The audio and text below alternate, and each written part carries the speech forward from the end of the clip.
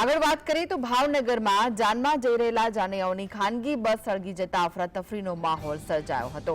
ભાવનગરના નારી ગામથી ગારિયાધારના ધોબા ગામે જાનૈયાઓ ભરીને ખાનગી બસ જઈ રહી હતી। તે સમયે સિહોરના બાજુડ ગામના પાટિયા પાસે બસમાં આગ લાગી। જોકે જાનૈયાઓએ બારીમાંથી કૂદીને પોતાનો જીવ બચાવ્યો। આગની આ ઘટનામાં જાનૈયાઓના લાખો રૂપિયા અને 2 તોલા સોનું બળીને ખાખ થઈ ગયું છે।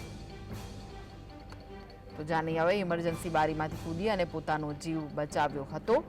બસમાં અચાનક જ આગ લાગી ગઈ હતી। ઘટનામાં જાનૈયાઓના લાખો રૂપિયા અને 2 તોલા સોનું બળીને ખાખ થઈ ગયું છે। જાનૈયા ભરેલી આ ખાનગી બસ જઈ રહી હતી। તે દરમિયાન સિહોરના બાજુડ ગામના પાટિયા પાસે બસમાં અચાનક જ આગ લાગી હતી। આગ કયા કારણોસર લાગી હતી તે તપાસનો વિષય છે, પરંતુ જે જાનૈયાઓ અંદર સવાર હતા તેમણે બારીમાંથી કૂદીને પોતાનો જીવ બચાવ્યો હતો।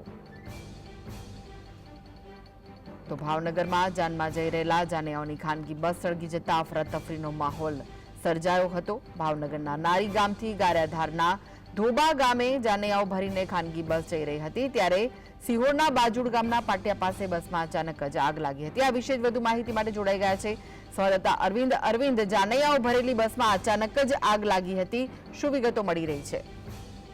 ચોક્કસથી કૃષ્ણા, જે પ્રમાણે માહિતી મળી રહી છે તે પ્રમાણે ભાવનગરથી એક જાનની બસ એટલે કે જાનૈયા ભરેલી બસ છે તે ગારિયાધાર તાલુકાના ઘોબા ગામે જઈ રહી હતી અને તે દરમિયાન ભાવનગર રાજકોટ હાઈવે પર બજુડ ગામના પાટિયા પાસે બસ પહોંચતા જ અચાનક જ બસમાં આગ લાગી હતી।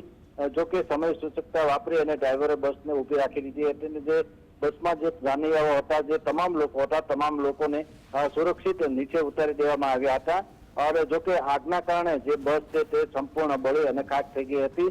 જોકે જાનૈયાઓનો જે સામાન હતો, રોકડ રકમ હતી, સોનાના દાગીના હતા, તે પણ લાખો રૂપિયાનો જે સોના ચાંદીના દાગીના અને રોકડ પણ બળી ગયું હતું, પરંતુ સદનસીબે આ ઘટનામાં કોઈ પણ પ્રકારની જાનહાનિ થઈ નથી। કૃષ્ણ, અરવિંદ, કયા કારણોસર આગ લાગી હતી તે કારણ જાણવા મળ્યું છે ખરું? આગ લાગવા અંગેનું જે કોઈ ચોક્કસ કારણ હજુ સુધી જાણવા મળ્યું નથી, પરંતુ જ્યારે ચર્ચાઓ થતી હતી શોર્ટ સર્કિટના કારણે આગ લાગી હોય તેવું હાલ પ્રાથમિક જાણવા મળી રહ્યું છે, પરંતુ આગનું કોઈ ચોક્કસ કારણ હજુ જાણવા મળ્યું નથી। જી, આભાર અરવિંદ માહિતી આપવા માટે।